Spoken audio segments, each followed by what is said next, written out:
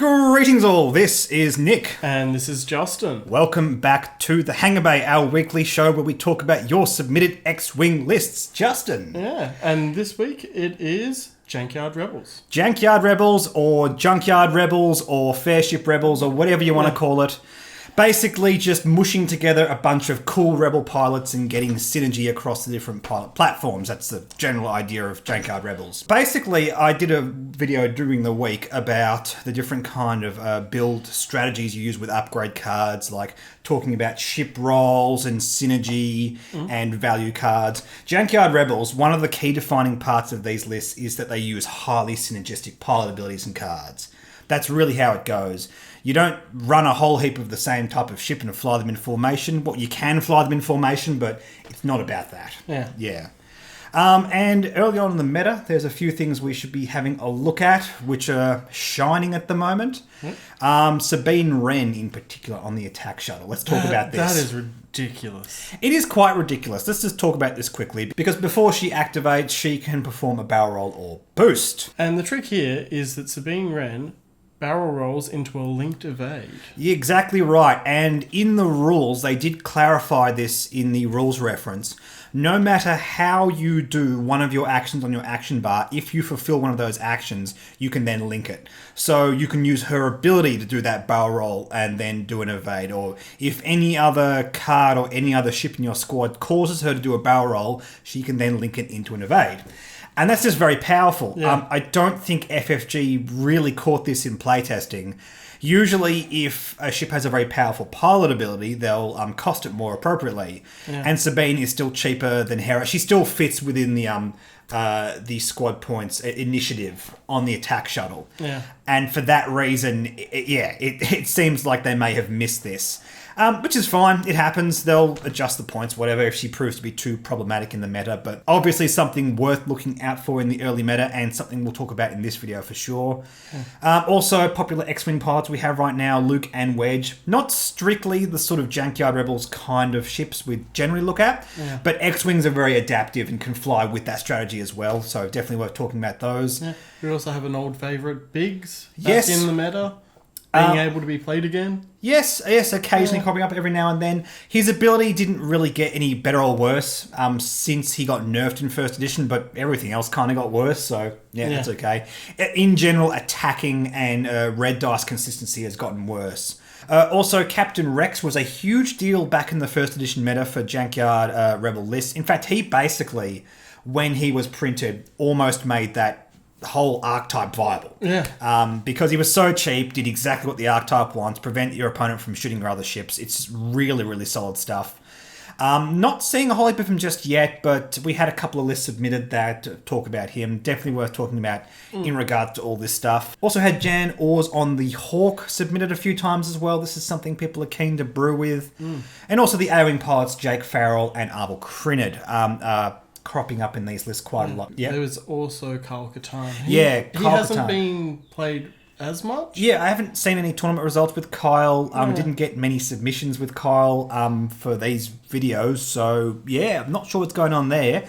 But he was definitely a good junkyard. I would consider him maybe not as much as Jan Ors, but he's cheaper. Unfortunately, he doesn't have force tokens, but they don't want to sort of give EU characters force tokens. That's how they're doing it these days. But definitely something to look out for in the future. I think Kyle Katarn, in the right circumstances, could perform a lot better. Anyway, let's have a look at these lists. And before we do anything else, we've been actually working on a list with your brother. Yes. Mr. Bruce. We've been workshopping this idea. We've played around with it a couple of times. I've played against it, and it's very interesting. The key sort of idea and thrust of this list is Wedge Antilles alongside Gavin Darkliner. And we have Jake Farrell alongside that to give a bit of support. I don't know if that Jake Farrell role is really sort of concrete. I think that's probably the thing we could change. But I like the idea of Wedge and Gavin. They together, they work really well. Gavin giving those abilities to change hits to crits. Yes, and Wedge removing a dice. In fact, if Wedge activates and attacks a ship that is in Gavin's arc, you're modifying your opponent's dice and you're modifying your own dice. Generally, we see a lot of Wedge builds with like outmaneuver and that kind of stuff, and it is something to look out for because you can't remove dice that aren't there. Yeah. So if your opponent only rolls 1 green dice, you've lost the extra value out of outmaneuver. Yeah. But if you're using Gavin Darklighter, it does not matter because you're getting value on both ends, which is an interesting concept nonetheless. Gavin has elusive fire control systems and R3 astromech.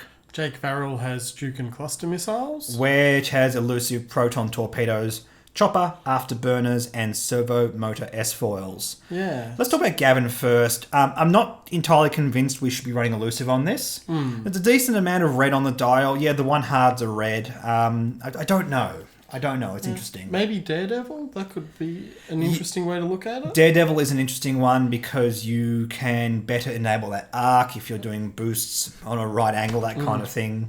Costs the same points as elusive, so that's pretty solid. We can just think about dropping off the talent entirely. A bid would be useful alongside Wedge. Apart from that, Fire Control and R3 Astromech, and this actually has cropped up in a few lists that we've been submitted here on the channel. And I like the thinking behind it. I'm not entirely convinced by R3 Astromech. I just like R4 Astromech so much on the E-Wing. Yeah, having more blue is very good. But at the same time, turn 1, having 2 target locks. Yeah. It basically means you can adapt better to different situations, which is pretty solid. Fire control systems obviously plays around with your target locks. I can't think of a great case to take anything else on an E-Wing. I think fire control system for 3 points is just so powerful. Considering you can get a target lock on turn 1, that's what really makes me go, it's pretty much stable onto the E-Wing. You only wouldn't take it if you need to save points. And moving down to a Wedge, we have a funny little package here. So my brother Bruce, he's decided he wanted to go the chopper route. So basically he's put a whole bunch of things with tokens on it. Pretty much. Elusive afterburners, proton torpedoes. It's all fun stuff. I'm not convinced that we need to sort of split up the tactics here. I don't mind elusive or afterburners. But I like the ability to Talon roll and do a boost. That's very interesting. I'm just not convinced that we then need chopper and proton torpedoes. Yeah. I like proton torpedoes a lot on Wedge, but not sort of also alongside afterburners and that kind of stuff. We're getting into very expensive territory here. Yeah. If we can get him below 70 points, I think he's sort of sitting in a much more comfortable place. Plus, you've then got a bid and that kind of stuff. Basically, the chopper theory is interesting, but you need to use up a lot of actions to make it work. And Wedge normally wants to be using those actions. Exactly right. I just think it's a tad awkward. I like that it's an adaptive game strategy. I just think it's too expensive. I think that's the key thing that's going on here.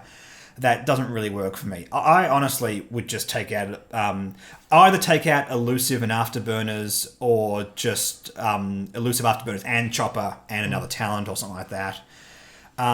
Proton torpedo is something I'd use if we can sort of shave off the points elsewhere, get a bit of a bid in there, that kind of thing. Elusive afterburners is very interesting though, I have to admit that. Being able to Talon roll then boost out of a Talon roll is pretty awesome. Yeah, maybe drop chopper and the proton torpedoes? Yeah, that's what I'm thinking. It's either a package that includes those or proton torpedoes. I don't think afterburners and proton torpedoes really belong in the same list. Unless you really love Wedge and can just get all that value out of him. Sort of splitting off the tactics means you're only really getting value out of sort of half of your upgrades. Then the other half go to waste, unless you play a really, really long game. Which can happen, but is not consistent. I mean, it's all about getting all the value out of all your cards every single game, as best as possible anyway. But a cool concept nonetheless. Again, just Wedge alongside Gavin. I dig it. If we save points on Wedge, or we can think about changing Jake Farrell to a different platform. We already could, in fact, having said that. He's already, almost 50 points, 49 points. He can become something else quite easily. He could be another X-Wing or something like that. Definitely ideas to play around with here. Bruce, if you're watching, keep workshopping this because I think it's a really cool idea. Let us move on to a few patron-submitted lists. This one's by Tycho Celchu, with Wolf Warrow, Gavin Darklighter, and Dutch Vander. Wolf Warrow has Trick Shot, Saw Gerrera, and Hull Upgrade. Gavin Darklighter has Marksmanship, Fire Control Systems, R3 Astromech, and Shield Upgrade. And Dutch has Trick Shot and Ion Cannon. Cool. So, we have a very aggressive Wolf Warrow build. Yep. Wolf Warrow with hull upgrade. Oh, Yep, trick shot, Saw Gerrera. it's one of those things you just instantly put on, I think. Saw Gerrera has gone from 1 point to 8 points, first to second edition. Yeah. So he's much more expensive. So I think realistically, if we ever want him to do the kind of stuff he was capable of in first edition, we have to really find build-arounds for him. Wolf Warrow is one of the few things that make me go, oh yeah. And Saw Gerrera on Wolf Warrow, you can use Saw Gerrera's ability to take off your shields to then be having more attack dice. Yeah, it's a little bit awkward because you have to do it on one attack to then boost the next attack. Yeah. But if you're pressuring hard enough, that's not so bad. Yeah, I like it a lot. It's one of the things that make me go, ooh, maybe Saw Gerrera. The thing about second edition is there's no way to cheese out like focus results anymore, and that's the main reason why we look at Saw Gerrera and go, we'll see, kind of thing. Maybe it's a case of we need a new platform or whatever. But yeah, hull upgrade, trick shot. Excellent. Hull upgrade is nice and cheap on this platform, so very happy with that. Yeah, and trick shot, great 1 point. Absolutely. Great 1 point upgrade. I've spoken about this before. It's cheap enough that I go, fine, you'll get an extra dice every now and then, but for 1 point, that's absolutely fine. Moving on to Gavin, who can also modify Wolf Warrow's dice by changing his hits to crits. Not really that sort of well behaved alongside Saw Gerrera. Although I guess if he rolled a hit and a focus, he could change them all to crits. It's an idea. Marksmanship, yeah. Not sure about shield upgrades. Yeah, it's very expensive. It's 8 points or something on a 3 agility ship. I like shield upgrades and hull upgrades when they're protecting an ability and sort of comboing a bit harder. But essentially what you have here is an upgrade that is just working like a value card, trying to prolong the game, that kind of thing. In Fairship Rebel builds, I don't think they have enough value. Rather than having shield upgrade on Gavin Darklighter, you could perhaps put a torpedo or a bomb on Dutch? Yeah, that's an idea. Yeah. I certainly like proton torpedoes on Gavin Darklighter. Marksmanship does work on secondary weapons as well. Oh, yeah. Or special weapons as they're now referred to. I've got to get used to the terminology. Yeah, pretty solid. Or you could just drop it out entirely. Have an 8 point sort of a bid, although bids don't really help when we have initiative 4s, so... Yeah. I don't know. There's definitely better things we could be doing. That's my main thing there. Again, Dutch Vandar is also giving out friendly modified attack dice.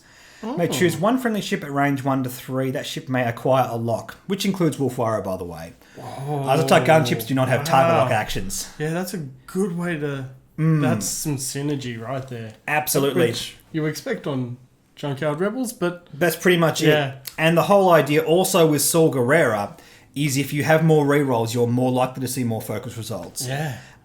Which sort of really leans into that synergy. Again, I have to repeat this. If Saw Gerrera is going to work, you have to push him really hard. And that's what this list is doing. And I dig it. I dig it a lot. Yeah, definitely. Ion Cannon Turret, yeah, sure. Bit of control, not so bad. Ion Cannon Turret is only a 6 point upgrade.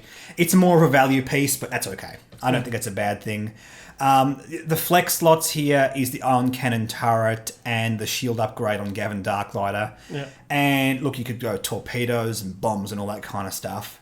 But you're playing around with flex slots. That's all you're doing at that point. The core concept of this list is very interesting, and it just needs to fire on all cylinders. You just need to derive enough value out of Saw Gerrera. I think that's the key thing here. Let's move on to this list by Eric Cologne. We have Lieutenant Blount, Luke Skywalker, Jan Ors, and Sabine Wren. Lieutenant Blount is flying naked. Yep.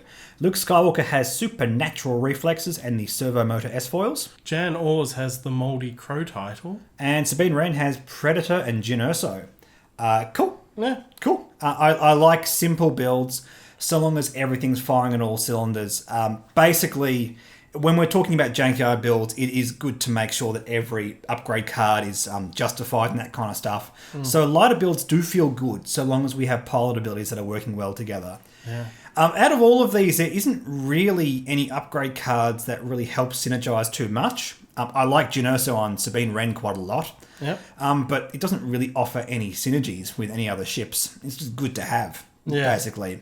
What we're really looking at is the way these pilot abilities work together. Yeah. And it's mainly sort of Jan and Lieutenant Blount comboing with Luke and Sabine. So sort of, you're flying Lieutenant Blount and Jan Ors behind. Yep. And then having Sabine Wren and Luke Skywalker shoot with additional dice. This is arguably more of an ace support list, but I really did want to talk about it because of Jan Ors. Sort of how do we make her work the best way? You can have this style list where you want some of your ships to get all up in your opponent's space, or you could have a list where Jan Ors just points her turret sideways and boosts like one of her friendlies around her. Yeah. And there's sort of different approaches to this, and I do like it a lot. Jan Ors also, I want to mention, there are a lot of things that like, if you do this and you do that, you get extra dice or you get to reroll dice and all that kind of stuff. Out of all of those strategies, Jan Ors feels to me like one of the more consistent ones because it is all about where your ships are. Yeah. You're entirely empowered to just set it up as perfectly as you like. You don't need to worry about where your opponent's ships are. Yeah, it's not like with Gavin Darklighter where you've got to have your ship and the enemy ship all in the same thing. With this, it's just Jan Ors saying, look, my ship's here. I'm going to do stuff. Which is a bit more consistent. I don't think Gavin's bad for that reason, but I feel like Jan Ors is just like, hey, this is something we should not be sleeping on. Yeah. For 42 points for that platform seems solid. Moldy Crow means you always have that arc locked forward. If you need to point something sideways to make sure you get things lined up, it's all pretty solid. Yeah, 180 degrees as opposed to just the 90. I feel like it's worth those 12 points. Absolutely. Lieutenant Blount's also quite interesting now. Lieutenant Blount does care about where your opponent's ships are, but having just one of those effects in your squad's pretty awesome. Also, Lieutenant Blount with Jan Ors can have a 4-dice primary. That's not at range 1 either. That's terrifying. It is terrifying. It seems good. And Luke and Sabine are just platforms that we know can do that right now. Definitely. Yeah, no complaints there. By the way, just while we're talking about Sabine, I think it is worth saying that come January, which is going to be the next points adjustment, we expect to see her go up by a few points. Yeah. Absolutely. So, Eric, if you're watching this, maybe make sure you fly this like right now. I just think given the way Sabine's performing and the way she sits points wise, I think a solid 5-point increase is definitely on the cards for her. Yeah. Absolutely. Let's move on to the next list by Nuada. Ezra Bridger, Ibtisam, and Sabine Wren. Yeah. So, lots of cool stuff going on here. The TIE Fighter with Ezra Bridger. With sense on it? That's nice. Yeah, I dig that. Now, sense is something that you want to make sure you can capitalize off the back of by having ships that can block or kind of proactively arc dodge in a kind of strange way. Yeah. And you have ships that can do that alongside Sabine Wren without maneuver. Knowing where your opponent's ship's going to be very valuable. Arvel Crinid is interesting because if he flies after your opponent's ships, he can just ram into them. Yeah. If he flies before your opponent's ships and you happen to know where they're going to fly, which Sense will help with, you can block them and still empower his ability. Which I think, intimidation is always going to be stapled onto Arvel. It's a highly synergistic card. I think there is a case to take something like Lone Wolf on him. Oh, yeah. So I don't know. Intimidation is only 3 points, and it does work quite well. I understand, I mean, generally in the kind of list that want to run Arvel, you want to run Intimidation. So that makes perfect sense. Ibtisam, elusive and seasoned navigator. A well-seasoned navigator is what every good recipe needs. I dig it because seasoned navigator also turns on elusive. If you change a white maneuver to a red maneuver. That's a good way to go about it, isn't it? And then when you do a red maneuver, you can potentially just blank it out. Now, that is risky. Relying on dice is not always the nicest thing. Like, I think this kind of concept works a bit better on a B-Wing with 10 num. Yeah. That can just spend his stress tokens. That's worth thinking about too. Unfortunately, now the B-Wing does not have a crew, so he doesn't have that option. Something that gives you any kind of benefit from stress alongside Elusive and Seasoned Navigator is something worth paying attention to. Definitely. Yeah, I dig it. Also, he also has barrel rolls and stuff, so he also gets a bonus out of sense. And again, Sabine Wren. This is a more expensive version of Sabine Wren. We've got Near Numb and Ion Cannon Turret. Also outmaneuver. Yeah, outmaneuver, I think is... it's a good... It's still 6 points, though. It is. I think we can justify it because of sense. Oh, yeah. Because you are even more enfranchised to get better positioning over your opponent. Yeah. So I'm happy with that. Knee and numb, I'm also happy with that. You're going to be doing... you're going to be stressing yourself out before you move, so getting more blue on that dial is fine. Yeah. Not entirely convinced by Iron Cannon Turret. I don't think the kind of manoeuvres and actions she wants to take generally sort of enfranchises her to take an action off to do a rotate arc thing, but she can the primary. She's got a 3 dice primary. I don't think it's quite what she wants to be doing. If you really want to, put on a dorsal turret instead, and then that way you've got a 180-degree arc again. Yeah, and just chuck it out the side or something and just, have that as another option. Maybe just fly Sabine the same way everyone used to fly the Lancer. Just keep going around. Set up like that and do that, That's an idea. And it's not very action intensive. That's the main thing. Apart from that, it's an Ezra Sense build that is sort of leaning very heavily into that, which is what Jankyard Rebel lists want to do. So, a cool concept. Thank you for submitting that one. Let's move on to this list by Andrew Sigrist with Arvel Crinid, Wolf Warrow, Ten Numb, and Captain Rex. Arvel Crinid has Intimidation. Of course he does. Wolf Warrow has Intimidation also. Zeb Aurelius, Informant and Hull Upgrade. Ten Numb has Squad Leader and Fire Control System. And Captain Rex is Captain Rex. So Ten Numb. Now, Ten Numb is the guy that spends his stress tokens in order to convert focus tokens on offense or defense. And he now has a red coordinate thanks to Squad Leader. So let's just have a look at Squad Leader because we need to make sure that we can only do actions on his action bar. So, for example, the Azatak cannot reinforce. The A-Wing cannot boost, and the TIE Fighter cannot evade. Also, the A-Wing can't evade either. So that is worth thinking about. However, it is upside. You have to remember, because you've given him a red action, because it's 10 numb, he gets upside out of that. Definitely a good way to look about it. Yeah, for sure. When you can make a downside and upside, you can just eke a lot of value out of a card. Also, please note that 10 Numb's ability says all focus. That can be 0. Just like you can spend a focus for no effect, you can spend a stress token with 10 Numb for no effect. You can just get rid of those stress tokens every single turn. No worries whatsoever. And yeah, getting Coordinate onto a ship that already has great combat effectiveness. Yeah, I actually really like that. Now we've gone for Wolf Warrow. This time, not with Saul Guerrero, we've gone for Zeb.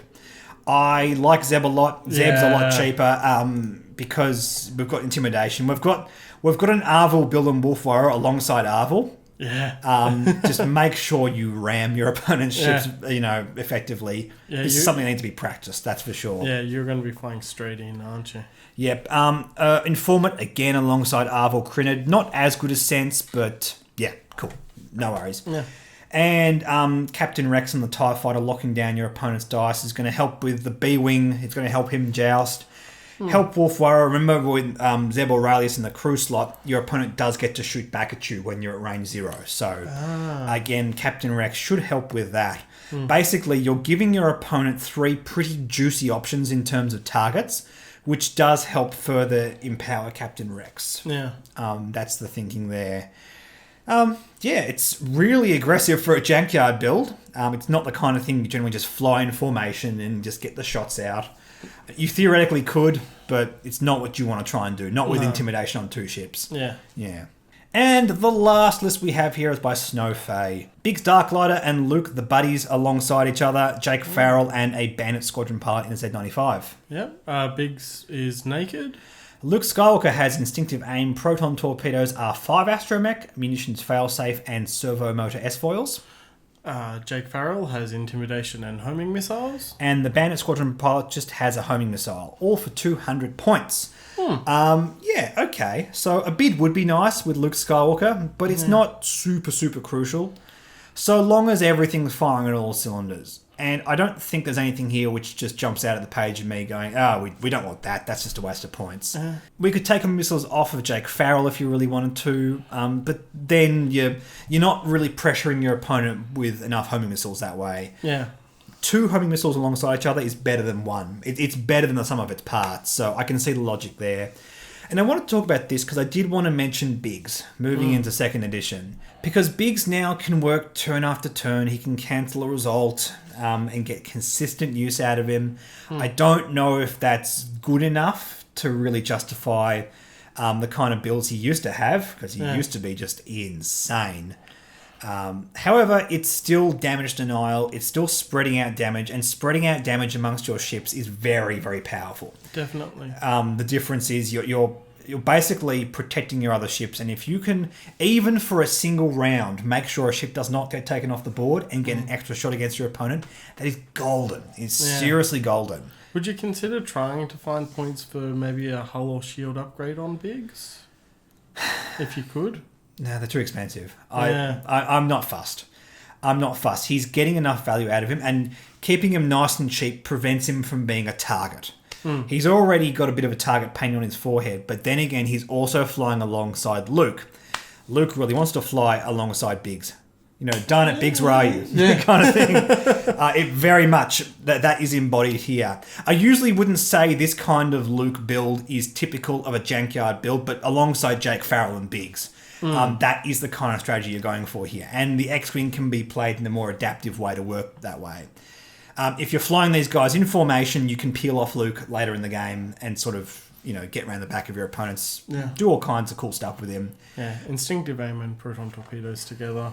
Very nice. Unfortunately, we couldn't quite fit R2 here. We have R5 Astromech, which gets rid of face-down damage cards. I'm not a huge fan of this. I'd go for R4 Astromech. Saves you 3 points apart from anything else, but it also makes your 2 hard blue.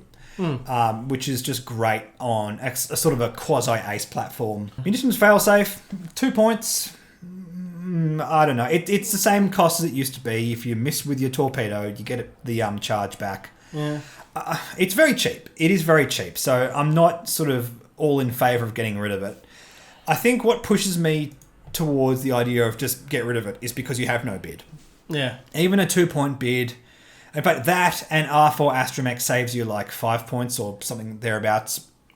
Yeah. Yeah, I think doing that together makes it feel a little bit safer. Yeah. And also because this is more of a Jankyard strategy where we have support ships flying alongside each other, I don't think putting all your eggs in the Luke basket is really the best idea. So just shaving a few points off him. Still instinctive aim and proton torpedoes. I have no qualms about that whatsoever. That is very nice. Yeah.